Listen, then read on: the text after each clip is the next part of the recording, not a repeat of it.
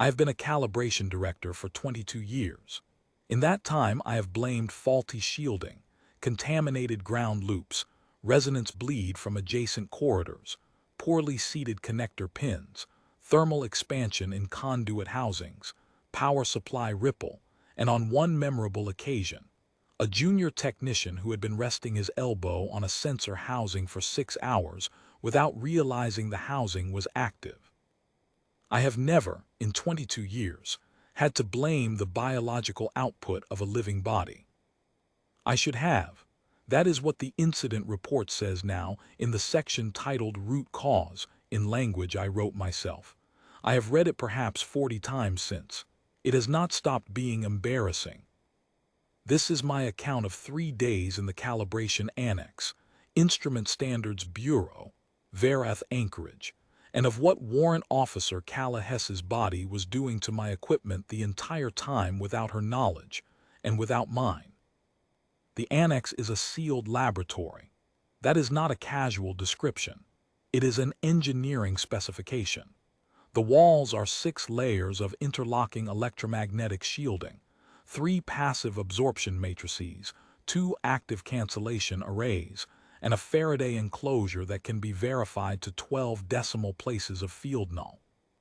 It exists to test passive sensor instruments, gravimetric arrays, resonance mappers, quantum state readers, thermal discriminators, in a precisely controlled absence of external signal. The instruments go in. They read nothing. That is the correct answer. When they read something, the calibration protocol begins. On the morning of the 3rd day of our contract review with the Dorun Standards Council, I walked into the annex with my 2 junior calibrators, Prel Anik and Soda Dervin, and the council's inspector, Merk Doven, to run a baseline verification on 6 new thermal discriminators before certifying them for export. Warrant Officer Hess, the human liaison assigned to the council's inspection team, had been attending our review sessions in an administrative capacity. She had a chair in the observation alcove, a sealed secondary chamber behind a transparent partition, and had been sitting in it, quietly, taking notes on a data tablet since the first morning. She was there when I arrived. She nodded at me. I nodded back. I did not think about her again for approximately 9 hours. The instruments failed baseline within 4 minutes of power-up. I do not mean they failed catastrophically. I mean they logged signal. The thermal discriminators, which in a correctly sealed annex should show a flatline thermal null read across all monitored spectra, were instead registering a faint structured pattern, a distributed low-amplitude signature across 3 adjacent frequency bands. Not noise, not random scatter, a pattern with periodicity. Something was in the room that should not have been. I gave Soda Dervin the shielding check and gave Prel Anik the instrument fault tree. I took the connector survey myself. Merk Doven watched from a corner with his stylus and did not say anything, which is what bureau inspectors are paid to do. We worked through the morning. The shielding checked clean. The connectors checked clean. The instruments, we pulled each one, bench tested it in the secondary bay, reinstalled it, checked clean, individually, every time, and began logging the anomaly again within 3 minutes of being reseated in the annex. By midday, I had replaced the annex's active cancellation arrays with backup units from storage. The pattern did not change. In the afternoon, we attempted to localize the source.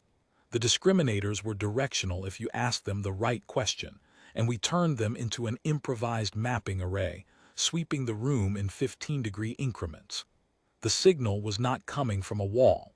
It was not coming from a duct or a conduit or a panel housing. It was not coming from the equipment racks. It was diffuse, distributed, and it was. I noted this and set the note aside because I could not interpret it, strongest in the vicinity of the observation alcove. Hess was still in the alcove. She had eaten a meal at some point and was back to her data tablet. I looked at her. I looked at the alcove. I looked at my sweep data. I told Prel Anik to verify the alcove's own shielding integrity. She did. It was clean. I set that note aside again and went back to the equipment. We ruled out the anchorage's power grid by running on internal battery cells. We ruled out thermal bleed from the adjacent corridor by dropping the corridor temperature to match the annex. We ruled out each other. Dovin and my two calibrators stepped out in sequence while I monitored the readings. The pattern did not change regardless of which of us was present or absent. I noted that we had not asked Hess to step out. I did not note why.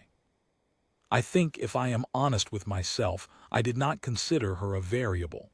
She was sitting quietly, doing administrative work, and producing, as far as I understood it at the time, no meaningful physical output that my instruments could interact with. By the end of the third day, I had run out of fault tree. I told Merk Dovin that I would file for a 48-hour extension and continue the investigation. He agreed without enthusiasm. Soda Dervin went home. I stayed an extra hour at the console, staring at the pattern. Prel Anik, who was 26 years old and on her second field rotation, sat down next to me and said, "Director Orvith, I know this is probably nothing, but I'd like to pull the xenobiological intake brief for Warrant Officer Hess, just to read it." I told her that was a waste of time and she should go home. She pulled the brief anyway. I did not stop her. She read for 4 minutes. Then she read a specific section again. Then she put the brief down on the console between us and pointed at one paragraph. The paragraph was titled Baseline Electromagnetic Emissions, Cardiac and Neural. It noted, in standard xenobiological reference language, that the human cardiovascular system generates a measurable electromagnetic field as a continuous byproduct of electrical cardiac conduction, roughly 1.5 millivolts of surface-level signal, cycling at a frequency tied directly to the cardiac rate. It noted that the human nervous system generates an additional, lower amplitude field from continuous neural electrochemical activity. It noted, and this was the line Prel Anik had her finger on, that human skeletal tissue generates piezoelectric stress signals during any physical load, including passive postural maintenance, and that all three fields broadcast continuously, in living humans, without conscious input, without mechanical assistance, and without cessation at any point during the biological life cycle. The paragraph ended with a calibration note. It said, "These emissions occur across frequency bands that are not produced by any known non-human biology and are not typically screened for in standard passive sensor calibration environments, as no prior survey of habitable space had identified a species whose resting biological processes involved electromagnetic broadcast." I read that paragraph 3 times. Then I looked through the partition at Hess, who was still in the alcove, still on her data tablet, still doing nothing in particular. Then I picked up the sweep data from day 2 and cross-referenced the frequency bands against the cardiac field range from the brief. They matched at 11 decimal places.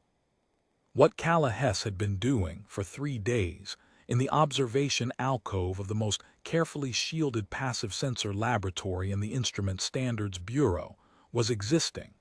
That was all. She was breathing, and her heart was beating, and her nervous system was conducting its continuous low-amplitude electrical traffic, and her skeleton was maintaining her upright posture through a web of micro-scale piezoelectric signals, and every passive sensor instrument in my annex had been detecting all of it the entire time and logging it as an unidentified source anomaly because I had not given them a filter for it, because I had not known one was needed. Because in 22 years of calibration work, I had never been in the same room as a creature that broadcast itself.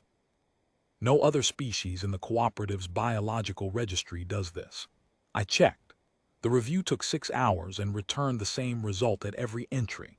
The electromagnetic emissions profile of a living human body at rest has no analog in surveyed space. Nothing else alive produces a cardiac synchronous M field. Nothing else runs a persistent neural broadcast at those frequencies. Nothing else generates skeletal piezoelectric signals during passive standing. The calibration standards for every passive sensor array in every certified laboratory facility in the Bureau were written without that exclusion, because the exclusion had never been necessary before. We shut the annex for 6 months. We wrote new calibration standards for 6 instrument families. We retrofitted 3 sensor ranges with biological emission notch filters keyed to human cardiac and neural frequencies. The filters are now designated mandatory for any calibration environment that may be accessed by a human subject in any capacity, including administrative observation. I told Hess what her body had done to my instruments. I gave her the full technical summary. I explained the electromagnetic profile. I explained the 3-day audit. I explained the 6-month shutdown. She listened politely. She asked a few clarifying questions. Then she asked if the canteen on the lower concourse was still open, because she had missed the lunch service again. I filed the incident report that afternoon. Root cause, 1 line. The human body is not a passive biological system. It is a transmitter. It has always been a transmitter. We simply had not built anything capable of sitting in the same room with it and remaining silent about the fact. I do not know what else we have not filtered for. That thought has been with me every morning since.